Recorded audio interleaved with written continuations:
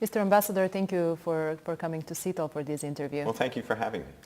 Senior U.S. officials, including the Vice President, the Secretary of State, the Secretary of Defense, are visiting Europe for the first time this week after their inauguration of the new U.S. administration to discuss with the European leaders in Brussels and in Munich about the NATO, European Union, the challenges for the European Union and the transatlantic cooperation. What are the positions of the new U.S. administrations on NATO and the European Union?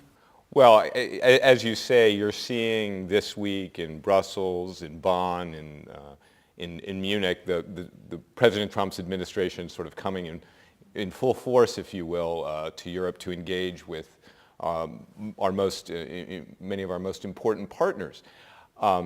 You've seen Secretary Mattis speak at NATO, and he said yesterday that he was quite optimistic about his engagements with his defense minister colleagues. He said that NATO is a bedrock for the United States. And they talked about some of the challenges, the well-known challenges that the alliance faces, challenges of Russia's behavior in Ukraine and Crimea. He said, we're not going to compromise our values to anybody in confronting terrorism. And more generally, as an alliance coming together to make sure we're making the contributions to our common defense that we need to make. So you see him doing that. You'll see Secretary Tillerson. You'll see the Vice President in Munich. And I think you'll see them reinforcing our strong support for NATO and the transatlantic relationship.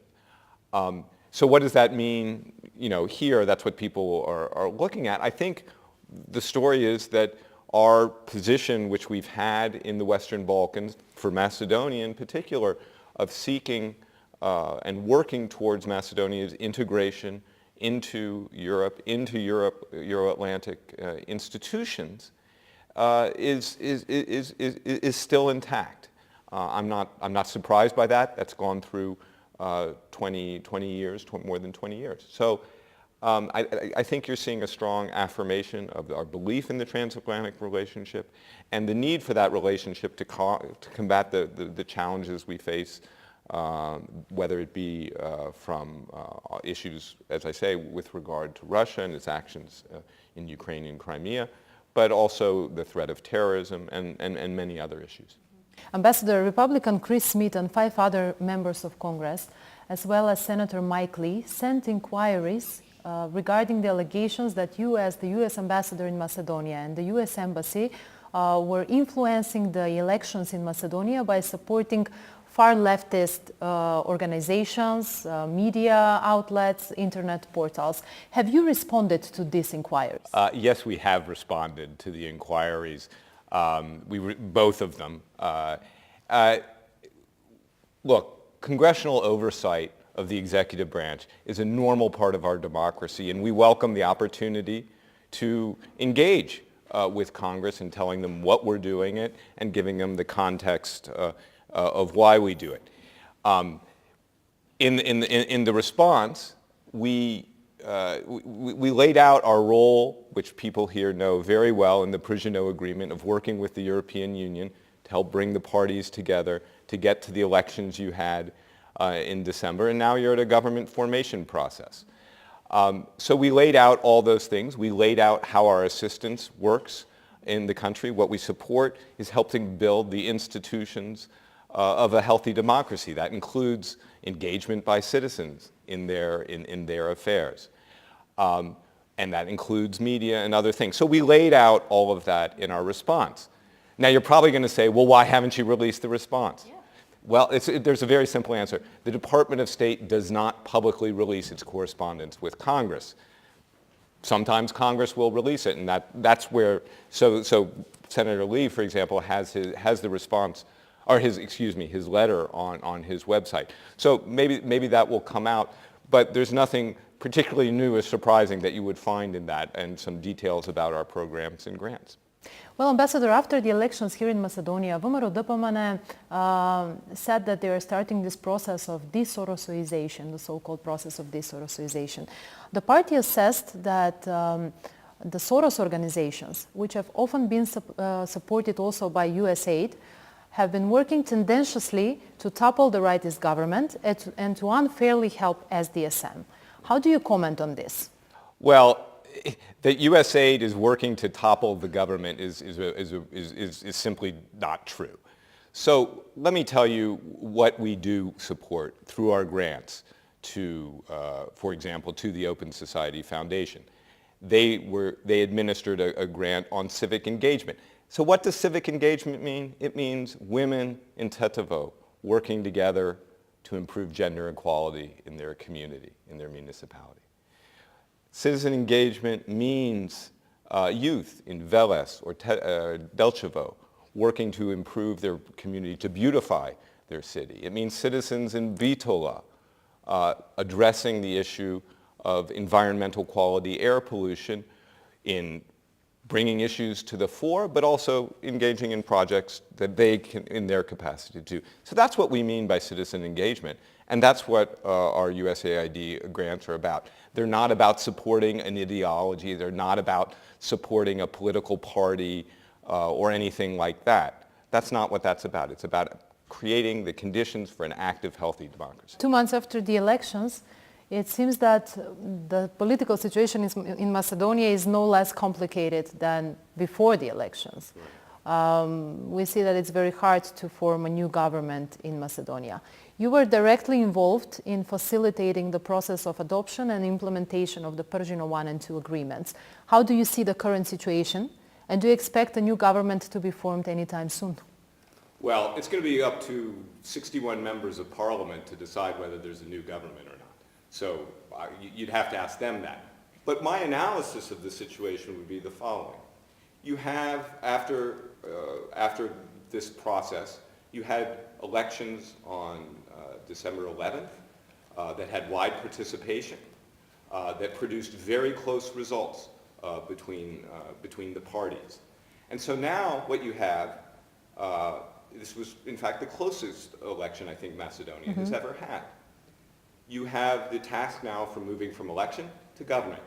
And so the parties, the different political options, have been trying respectively to put together coalitions that can then take the country forward and govern. I think what you'll see from the international community and what we've stressed, what I think other ambassadors have stressed, what Commissioner Hahn has stressed, is that from our perspective what's important is that the new government work towards fulfilling the reforms that are laid out in the Pržino Agreement, the urgent reform priorities, those that are discussed in the Priba report. That's what we're looking for from a government. So right now the challenge is to put together that majority in Parliament. This is not an unusual situation for a parliamentary democracy. But it's going to require, in some cases, not just a politics where one side pushes something over on the other, bullies, and then another side boycotts. That kind of politics isn't going to get you, in this situation, to the reform agenda that I think citizens of this country support. Do you think that the resolution of this crisis could be achieved by the option that VMRO-DPMNE has been advocating, and that is new elections, or maybe a broad government coalition of all political parties? Look, it's not up to me to decide what option is the right one in this situation. The parties are going to have to do that. Any decision, whether it be to go to this form of government coalition or elections, is going to require 61 votes in Parliament. So that's where the discussion is. I would observe, as a friend, that new elections don't necessarily produce different results. And on Telma the other night, there was a poll saying that citizens weren't that interested in a new election. So I think the challenge is to govern with the results you have and see where it leads. I don't know how that will be, but again, it's up to Parliament to decide that. During these post-election talks between the political parties, the ethnic Albanian political parties imposed a so-called platform. as a condition for coalescing with ВМРО-ДПМН or SDSM. The issues that are in these platforms were not the reason for going to early parliamentary elections, but now it seems that they are critical for the resolvement of the political crisis. What is your opinion on this platform? Look, in terms of the substance of the platform, of this platform or anybody else's platform or anybody else's conditions for going into government coalition, I don't have a position on that. That's not what, as I said, the international community is focused on. What we are focused on is the reforms in areas such as the rule of law and in other areas that have been laid out in the urgent reform priorities that will help bring Macedonia closer towards its goal of being a full member of NATO, being a full member of the European Union. That's what we're working on. I'm not going into the detailed negotiations between parties. I assume they're talking about a lot of different things. So that's up to them to decide and to see if they can form a working coalition in government. One of the conditions for coalescing is also the extension of the mandate of the Special Prosecutor's Office. ВМРО-ДПМН is against it. They are claiming that this institution is working tendentiously against the members of this political party and working only against them, which is biased by them work by the Special Prosecutor's Office. Are you taking into consideration their arguments when you, as an international community and an ambassador, are giving support to this Special Prosecutor's Office? And why asking for extension of the mandate of the Special Prosecution Office when the Pržino Agreement, which was supported by all political parties, said that the mandate will be 18 months? Right. Of course we listen to all the views of all the parties. Of course we listen to the views of ВМРО-ДПМН. There's no reason we wouldn't do that. Mm-hmm. But I think on the issue of the Special Prosecutor and the question of the 18-month mandate for filing indictments, that's what it's about.